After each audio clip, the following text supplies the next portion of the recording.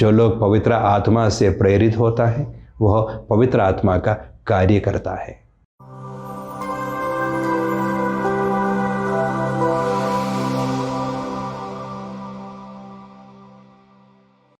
सबको जय यीशु। प्यारे भाई और बहनों, आज कलीसिया संत बरनबास की याद कर रही हैं। बरनबास के जीवन पर मनन करते समय जरूरी है कि हम पवित्र आत्मा के विषय में भी मनन करें, क्योंकि जब कभी पवित्र आत्मा किसी व्यक्ति को चुन लेते हैं, उसके ऊपर अपनी मोहर डाल देते हैं, उस व्यक्ति को अपने स्वभाव के अनुरूप बदल देते हैं। बरनबास की कहानी भी कुछ इसी प्रकार है। उनका जन्म हुआ था सिप्रस में, लेवी वंश के व्यक्ति थे। उनका नाम था जोसेफ। जब वे प्रभु में विश्वास करने लगे और प्रेरितों की संगति में शामिल होने लगे, प्रेरितों ने उनको एक उपनाम दे दिया, बरनबास। इस शब्द का अर्थ है सांत्वना पुत्र या प्रोत्साहन का पुत्र। बरनबास ने अपनी जिंदगी में बहुत सारे लोगों को प्रोत्साहन दिया था। इसका पहला उदाहरण है प्रेरित चरित्र अध्याय 4 में। बरनबास के पास कुछ जमीन थी। उन्होंने इस जमीन को बेच डाला और इस कीमत को प्रेरितों के चरणों पर समर्पित किया, जिससे इसमें से जरूरतमंदों की मदद हो। दूसरा उदाहरण है साउल की जिंदगी। जब साउल का मन परिवर्तन हुआ, वह पौलुस बन गए।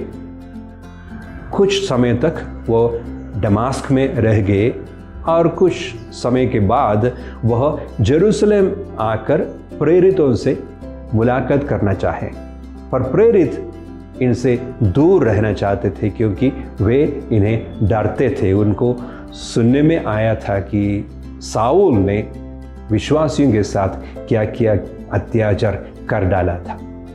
इतने में बरनबास ने पौलुस को प्रेरितों के पास ले आए और उनके साथ मेल कराया। उनको बता दिया किस प्रकार प्रभु यीशु ने इनको रास्ते में मुलाकात की और कैसे पौलुस ने दमास्क में यीशु का साक्ष्य दिया।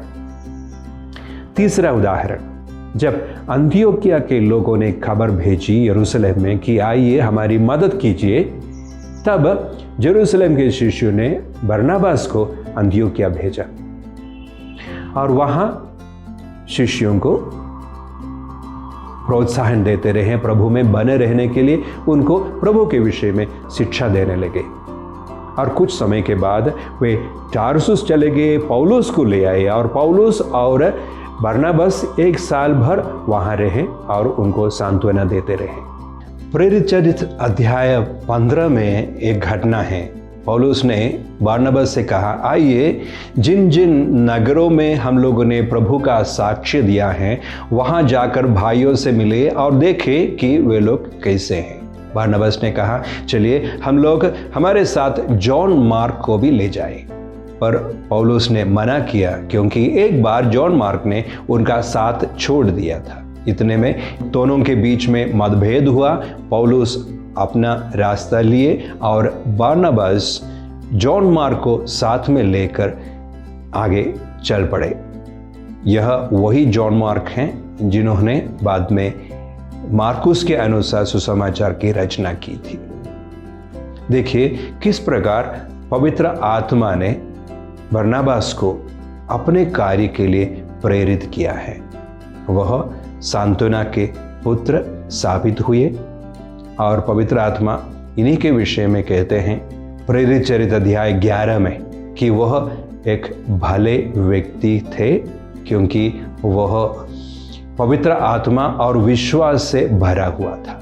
भाई और बहनों, मान लीजिए अगर पौलुस की जिंदगी में बरनबास नहीं रहे होते तो शायद पौलुस अन्य शिष्यों के साथ नहीं मिलते और उनके प्रेरिताई कार्य आगे नहीं चल दिया होता।